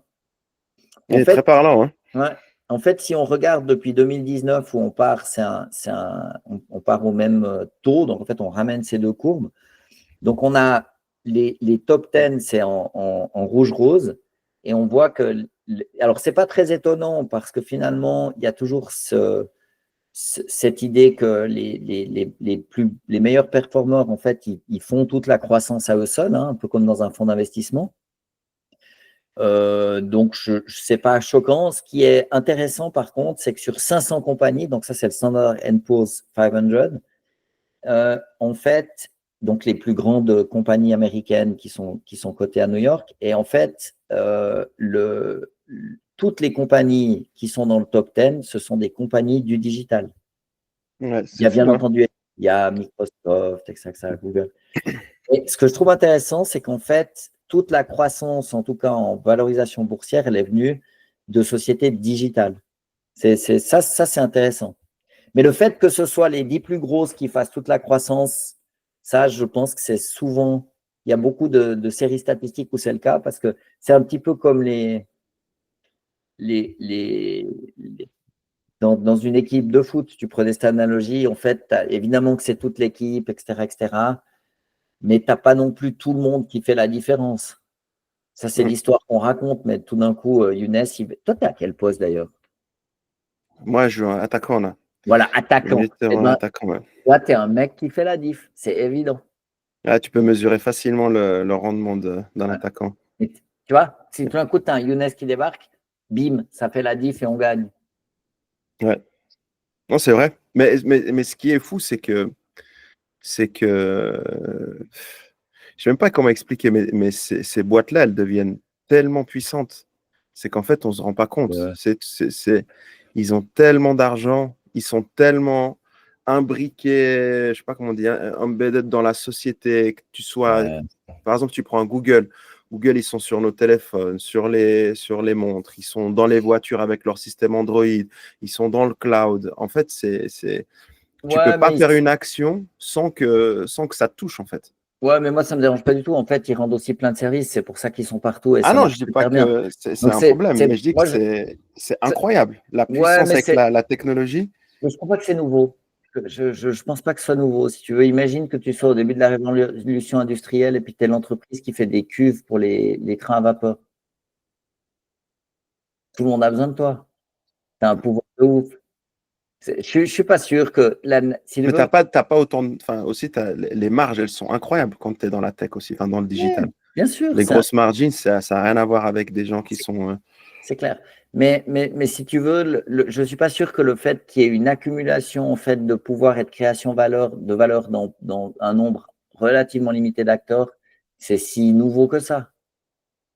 Non, non. C'est arrivé plein de fois en fait par le passé. Les Américains, ils ont pour habitude de leur casser le dos au bout d'un moment parce qu'ils ne veulent pas de monopole. Mais ils avaient fait ça avec La Standard Oil. Standard Oil parce que c'était pour l'approvisionnement du pétrole. Mais Mais ils l'ont rendu plus fort ils l'ont cassé en ouais, faisant ces ouais. Mais différentes structures. ce que je veux dire, c'est qu'en fait, le fait qu'il y ait une création de valeur et donc des profits et donc du pouvoir qui se suraccumulent dans un acteur particulier, c'est pas très nouveau. Moi, par exemple, General Electric, c'était une société qui était tout en haut du Standard & Poor's. Ils ont racheté Alstom, comme on le sait, de manière élégante, en fait. Hein. Non, mais c'était une société absolument gigantesque. Puis maintenant, en fait, plus personne n'en parle. Et pourtant, c'est quand même eux qui font les turbines à gaz, etc., les moteurs d'avion. Enfin, ils font des tas de trucs très utiles qu'on utilise et dont on a besoin. C'est simplement que leur perspective de croissance, elle est plus mirobolante. Là, ce qui excite en fait les investisseurs, c'est qu'en fait, avec un modèle d'affaires digital, c'est-à-dire une distribution qui est digitale, etc., il y a une possibilité maintenant d'investir à cause de l'IA et ça fait qu'ils pourraient encore grimper d'un facteur d'échelle. C'est pour ça qu'ils sont si bien cotés en bourse. On note quand même qu'il n'y a pas OpenAI dans ce graphe. Hein. Ouais. Tu vois, donc il y a maintenant il y a quand même une tendance à plus forcément rentrer en bourse.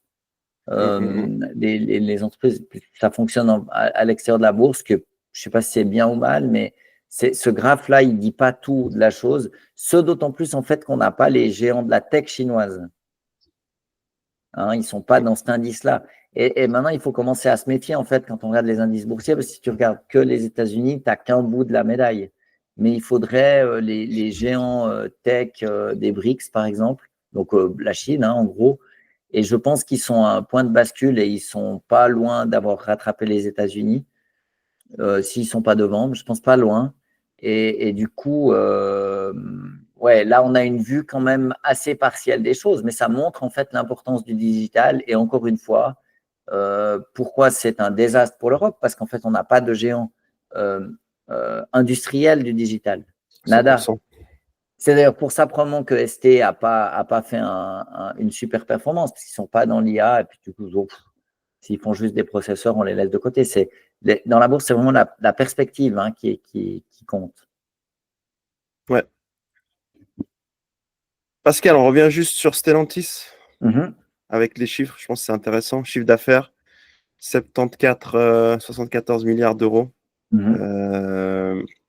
Moins 13% comparé au semestre numéro 1 2024.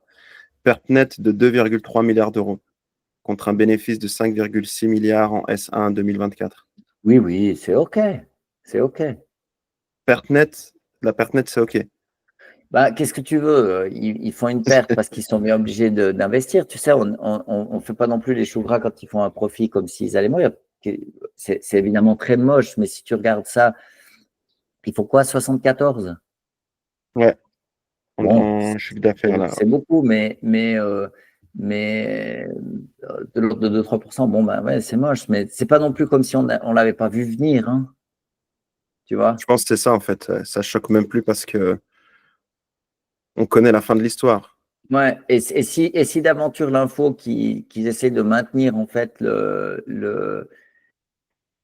les jetons servis aux actionnaires est vrai, c'est quand même un peu moche parce qu'ils auraient pu conserver ces sous, tu vois. Ouais. Donc des fois, on peut se demander si c'est pas des pertes qui sont self-inflicted. Bon, Attends, tu dirais quoi? Self-inflicted, comme ça, tu continues à payer les dividendes aux actionnaires et puis le jour où tu mets la clé sous la porte, ben, ils ont fini quand même avec leurs sous, quoi. Ouais. Ok. C'est-à-dire que tu extrais, comme tu n'oses pas, si tu as beaucoup d'actions, si tu vends toutes tes actions, en fait, le cours chute et puis c'est difficile, puis tu te fais critiquer. Donc, tu peux aussi extraire la substance de la boîte soit en rachetant des actions, ce qui fait monter le cours mécaniquement, soit en distribuant des dividendes de part trop élevés au regard de la situation. Et je pense qu'en fait, maintenant, on va revenir les industriels, ils comprennent très bien qu'il y a des moments où il faut serrer les dents et investir, et ça veut dire ne pas rétribuer l'actionnaire. Dans une boîte, tu as le client, les employés et les actionnaires. Et en fait, c'est un exercice délicat pour garder un équilibre et une harmonie entre ces trois pôles. Si tu ne fais que de servir les actionnaires, c'est-à-dire que tu fais que de sortir des bénéfices de ouf, ça veut dire que tu montes les prix pour le client final, il ne va pas être très content alors que tu n'as pas un très bon produit. Et puis tu vas faire des licenciements, moins bien payer les gens, etc., etc. Donc les employés ne sont pas très contents. Donc à terme, ton truc se casse la figure. Ouais. D'accord? Tu ne peux pas privilégier les actionnaires. Si tu privilégies que les clients, ça voudrait dire que tu offres une 2 chevaux au prix d'une Ferrari, que tu fais une perte sur chaque produit, etc., etc., etc. Au bout d'un moment, bah, ce n'est pas tenable. Et si tu ne privilégies que les employés, parce que tu engages des tas de gens dont on n'a pas besoin, des salaires mirobolants, bah, il y a un moment où les actionnaires partent et puis tu ne peux plus fabriquer de produits pour satisfaire tes clients parce que c'est simplement pas tenable. Donc, en fait, le truc intéressant dans le fait de diriger une entreprise, c'est que tu as les actionnaires, les clients et les employés. Et tu dois garder ces trois pôles avec un équilibre pertinent pour la situation dans laquelle tu es. Ouais. Est-ce qu'on peut imaginer aussi qu'à un moment donné, ils vont peut-être tuer des marques? Bon, l'ancien CEO, il s'est fait virer à cause du cost-cutting, mais là, tu peux te dire, il y a des marques, je balance comme ça, il y en a 14, mais peut-être Opel, c'est plus dans l'air du temps, ça parle plus à la jeunesse, machin, et qu'on devrait plutôt couper, se concentrer sur d'autres marques ou créer de nouvelles marques et se dire tout bonnement, bah, Lancia, on en parlait la dernière fois, Opel, peut-être pas Maserati, mais ça, c'est obsolète, c'est le vieux monde. Et puis, il faut accepter que les choses changent. Ouais, tu pourrais, mais si tu veux, je suis pas sûr qu'on soit sur un problème de marque. Moi, je crois pas du tout, en fait, à cette valeur immense des marques. J'y crois pas une seconde. Tesla, c'est une marque qui est toute nouvelle. BYD aussi, en fait, c'est une marque. Ce qui compte, c'est la qualité du produit et puis de l'expérience client. Je crois pas, moi, à ce truc de la marque, parce que c'est en fait extrêmement fragile. Non, mais tu as le brand equity. Quand on te dit, tu te dis, Ouais, ouais, mais je j'ai une pense. Tesla ou j'ai une Opel, tu vas te dire, ah, Tesla, c'est quand même plus stylé qu'Opel. Oui, mais en fait, tu pourrais avoir. Il y a une Lucid. Je sais pas si tu connais cette marque, Lucid Air. Électrique hein, aussi, non? Électrique, Ouais, concurrent j'ai vu ça. Tesla, ils font une voiture de dingue, elles sont super jolies. Ben voilà, ils existent depuis quelques années. Donc en fait, quand tu peux avoir de nouvelles marques qui émergent dans un domaine, ça veut dire que les marques historiques, elles ont une valeur beaucoup plus réduite. Évidemment, personne n'en parle parce que comme la valeur de la marque, elle est au bilan, Hmm. si tu déprécies la valeur de l'asset, tu as un vrai problème, tu vois. Donc voilà, mais je pense que ces marques, ça vaut pas grand-chose. Il y a une histoire, il y a un attachement sentimental, etc. Mais dans un domaine qui change autant à cause de l'électrification, je ne pense pas que ça vaille grand-chose. Et puis, je pense que c'est le cadet de leurs soucis. Le problème qu'ils ont, c'est qu'ils ont un gigantesque bateau qui est dans je ne sais pas combien de pays, avec je ne sais pas combien d'employés, des Ouais, technologies 260 obsolètes. 000 employés. Voilà. Et c'est extrêmement difficile à faire pivoter. Alors qu'en fait, si tu rassembles un team, je ne sais pas, de 500 personnes, tout frais, tous au même endroit, esprit start-up, ils ont des parts de l'entreprise et puis on repart de zéro, ben, si ça se trouve, ils sont mieux armés pour négocier ce qui arrive que cette espèce de gigantesque équipe. Et ce qui va probablement se passer, je pense, c'est que ces marques, elles vont être achetées par à moins que l'État n'intervienne, mais elles vont être achetées par des nouvelles marques de l'automobile qui se seront lancées. Ok. Tu Mais vois, alors, donc là, attends, tu peux racheter les usines. j'ai une question. C'est super intéressante de ce que tu dis. Alors, ces marques, ces 14 marques, elles opèrent vraiment sous la houlette du CEO de Stellantis qui va donner les grandes lignes, ou elles ont quand même leur flexibilité Non, sur les non, elles ont une modèles, grande sur les flexibilité. produits, Non, non, et non, en non. fait, elles doivent que générer un certain profit pour Stellantis. C'est comme ça. En fait, il y a évidemment un CEO, par exemple, un gars qui est hyper smart, hyper cool, c'est le patron de Lamborghini. Je Donc connais pas. Lamborghini appartient au groupe Volkswagen. Le mec, il est tellement stylé. Il a des costumes de ouf, il est hyper stylé. Il était CEO de Lamborghini, puis il est parti, maintenant il est revenu. Je ne sais plus comment il s'appelle. Stéphane Winkelmann, c'est ça? Ouais, ouais, ouais. Regarde, il est trop stylé. Et attends, je visite la page. Ouais, Ce gars, c'est trop un acteur. Attends, je partage la page. J'appelle la régie. Bougez pas. tu partages quelle page? Une page de la tête du CEO de Lamborghini. Ok. Quand même, ça vaut son pesant de cacahuètes. Regarde le style. Le costume magnifique, la cravate, le nœud parfait. C'est quoi comme col de Ouais, chemise? Un peu italien. l'italienne, ça c'est Un peu sûr, ça. italien. Voilà, grosse classe. Ben, le mec, en fait, il est dans ce groupe Volkswagen. Donc, en fait, les Lamborghini, elles ont les mêmes moteurs maintenant que les Audi. Hein. Voilà, c'est comme ça, c'est la vie. Et c'est le même moteur que les Bentley. Donc, ce sont des plateformes qui sont partagées. Il y a aussi Porsche là-dedans. Donc, tout ça, c'est kiff bourricot. Mais les marques gardent en fait une identité. Et en fait, lui, comme patron de Lamborghini, il a fait un carton et il a vraiment été très, très, très bon. Donc, C'est il a même vraiment. l'égérie, quoi, presque. Ouais, ouais, ouais, ouais. Il est vraiment, il était bon. Et je ne sais plus ce qu'il est allé faire, mais il a pris un autre poste dans ce groupe au bout d'un moment. Puis là, maintenant, il est revenu.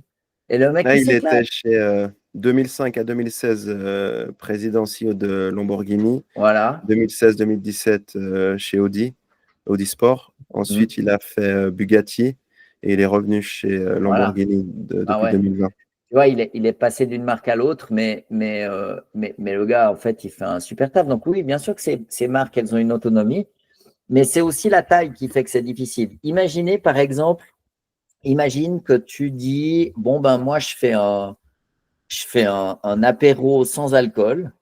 Voilà, Ouais. dans ton cas, tu fais un apéro sans alcool et que tu invites des copains, comme ça, un vendredi. Voilà, ce soir. Bon, si tu invites 5 personnes, la logistique, organiser cet événement, c'est pas compliqué du tout. Tu prends 3 cacahuètes, etc., etc. Maintenant, imagine que tu en habites 50, c'est déjà un peu plus de taf, il faut prévoir plus de boissons, c'est un peu plus compliqué, mais ça va encore. 500, ça commence à devenir limite. Puis si tu en invites 5000, mec, il faut prévenir la police parce qu'il va y avoir des problèmes dans les trains, etc., etc. Donc en fait, avec la taille d'une organisation ou d'un événement, c'est plus facile à voir avec un événement, il y a toute une série de contraintes qui viennent avec la masse, tout simplement. Et en fait, quand tu as une société qui a plus de 10 marques, comme c'est le cas pour Volkswagen, avec des gens qui ont un ego, qui sont forts, qui ont un historique, à qui on a promis des choses, où il y a beaucoup d'employés dans des tas de pays différents, qui ont une culture différente, on se rend bien compte que c'est un truc de fou furieux à gérer. Ouais. C'est comme si tu as une famille, bon, ben voilà, il y a des défis parce que tu as une famille, mais maintenant, si tu as 5 familles, eh ben, c'est déjà, toi, tu es polygame, tu as 5 familles, c'est déjà plus compliqué, mais si tu passes à 50, tu es dans un niveau d'emmerdement qui est pas raisonnable. Eh ben, les grands groupes, en fait, il y a quelque chose de cet ordre, c'est-à-dire qu'ils deviennent très difficiles à diriger parce que c'est simplement trop gros, trop grand, trop complexe, trop d'historique. Et c'est pour ça que souvent, c'est pas un complot du tout, c'est juste la nature des choses qui fait que c'est compliqué. Puis du coup, tu peux avoir quand la technologie est très destructive comme l'électrique, où il faut du software et de la technologie sur les batteries moteurs, tu peux avoir un acteur nouveau, externe, qui en fait, qui pop-up et puis qui devient plus performant qu'un immense groupe, qui pourtant a les moyens. Ouais, je suis d'accord avec toi. C'est la définition de l'innovation de rupture. Mhm. Quand tu balayes ce qui était déjà dans le marché. Ça. Tu veux rajouter quelque chose ou c'est tout bon? Non, c'est On a bon. fait le tour. Je veux juste faire un commentaire, juste répondre à un de nos auditeurs. Ah, pendant que tu cherches le commentaire, Ouais, vas-y. j'annonce qu'on a on organise un webinaire le 18 septembre Mhm. avec comme thématique, attends, je reprends le titre Bien sûr. pour pas dire de bêtises. Donc, voilà, votre concurrent est une IA et vous ne la connaissez pas encore. Donc, on vous mettra le lien en description, mais c'est le 18 septembre sur la pause déjeuner entre 12h15 et 13h15. Et on répond aux questions en live, hein. Voilà, on C'est répond aux dinguerie, hein. questions, on C'est va prendre soin de vous. exactement, exactement. Alors, je vais juste répondre à Artica Project et à Poupetto MW4HV. J'espère que c'est pas son vrai nom. C'est la galère dans l'administration. Mais en fait, ils ont fait un commentaire très juste parce que dans notre dernier podcast, j'ai fait l'apologie du fait d'essayer de se trouver un job où en fait tu vas à la rencontre de toi-même et tu trouves quelque chose de réellement intéressant à faire. Puis il disait, bon, je simplifie un peu, mais il disait, ouais, t'es gentil, mais ça, c'est les élites éthérées des gens qui ont fait des études qui font ça. Alors, je pense que le commentaire est assez justifié, c'est assez juste. C'est pas si simple que ça. Je voulais pas du tout donner l'impression, en fait, que je prétendrais d'aventure qu'il est facile de trouver ce qu'on aime. C'est difficile, c'est vraiment une quête. Et je comprends aussi absolument parfaitement qu'il y a toute une série de situations dans la vie où en fait on n'a simplement pas le choix parce qu'il faut payer le gaz et puis qu'en fait c'est pas facile du tout. Donc c'est absolument vrai. Et je veux m'excuser si c'était pas du tout un commentaire arrogant, mais c'est pour dire l'ayant vécu moi-même, c'est vraiment quelque chose que je souhaite à tout le monde. Et puis quand même, un espoir pour ces deux auditeurs, c'est qu'en fait, quel que soit leur niveau d'études ou leur parcours, je pense qu'on est maintenant, au moment le plus favorable en fait pour lancer sa propre entreprise. Alors, je ne dis pas qu'ils doivent le faire, hein, c'est pas que c'est un bonheur absolu forcément au quotidien, mais que maintenant il y a la possibilité. Pourquoi je fais ce commentaire? Parce que je pense qu'il est grand temps de sortir du salariat si vous en avez la possibilité et l'envie. Il ne faut pas avoir peur pour une raison assez simple, c'est qu'en fait, maintenant, vous avez l'IA, l'intelligence artificielle, qui peut vous apporter toute une série de compétences, si vous ne les avez pas, qui va vraiment venir vous renforcer et que le moment est absolument merveilleux pour, en fait, si vous hésitiez, à vous mettre à votre compte, à lancer un business, en fait, je pense que le moment est absolument parfait. Voilà, c'est juste ça que je voulais dire. Et Mm. puis, bien leur préciser qu'effectivement, pouvoir faire ce qu'on aime, c'est une chance inouïe. Et que même si on a la chance de pouvoir essayer de le faire, en général, ça prend du temps. Hein, tu es d'accord? Ça a été le cas pour nous deux, en tout cas. Ah C'est oui, moi j'ai galéré avant de ouais. pouvoir faire. Moi j'ai fait plein de trucs. Après, c'est vrai que moi mon parcours il est pas comme le tien. Je suis pas polytechnicien, malheureusement. Je n'ai pas aimé Mais, trop les études. Mais en gros, c'est vrai que moi j'ai fait pas mal de choses. En fait, je pourrais dire maintenant avec le temps, c'est que peut-être, tu vois, tes passions, tes envies, elles changent. Donc, tu adaptes ça du mieux que tu peux. mm, En tout cas, je sais exactement ce que je veux pas faire. Donc, c'est ouais. déjà quelque chose de bien.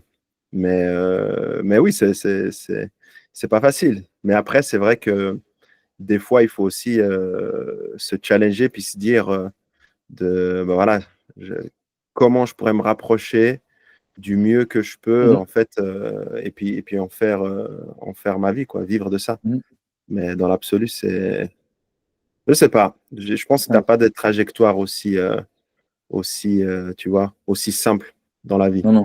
Et que le business, moi, c'est un ami qui me disait ça. En fait, le business, ça vient de business, quoi. Mhm, Et en fait, c'est être occupé. Ça, si tu regardes en anglais, c'est être occupé. Et des fois, il faut un petit peu redescendre, ou surtout, tu vois, des fois dans l'entrepreneuriat, toutes les startups, on est un peu dans ce monde qui est très bruyant, très noisy, et on oublie qu'en fait, c'est pour gagner ta vie. Mais tu mhm, peux très bien faire des choses à côté qui te stimulent et bien puis sûr. faire un taf qui te convient à moitié, quoi, on va dire. Mhm, Pas, qui te convient pas du tout, parce que sinon, tu tiens pas même sur la longueur. Mais voilà, quoi. On cool. finit là-dessus. On finit là-dessus. En Merci, Younes. parenthèse, c'était dans Hein? l'épisode foutu, pas sûr, hein. C'était ça, en D'accord. fait. Je Pour suis que pas les sûr. gens, ceux qui veulent regarder et comprendre le Oui. contexte. Puis alors, pour ces Bon. deux auditeurs, il faut qu'ils viennent à ce webinaire. Comme ça, ils peuvent poser directement les questions. On vous aide à monter votre boîte si vous en avez l'envie. Ouais, ouais. Bah, c'est vrai que nous, en fait aussi, pour te donner le contexte du webinaire, c'est que on en fait souvent, enfin, ça fait partie de notre travail. On a la chance de faire ça, donner des Mhm, formations, que ce soit dans des écoles privées, des universités ou des boîtes. Et là, on s'est dit que ça serait cool de démocratiser, enfin, amener ce contenu à un maximum de personnes. Et donc, on a eu l'idée de lancer comment on appelle ça? Enfin, foutu pas sûr, cette deuxième gamme, ou enfin, ce type de contenu, bah, pour hein, justement vous donner les clés et puis de faire justement ces webinaires live où ben, on crée un peu cette communauté, on échange, on vous donne des tips et puis après, évidemment, on partage nos connaissances et puis mhm, je pense que c'est assez intéressant, quoi. hein. Non, je me réjouis beaucoup. Cool. Cool. Pascal, ciao. Merci, Younes. Ciao.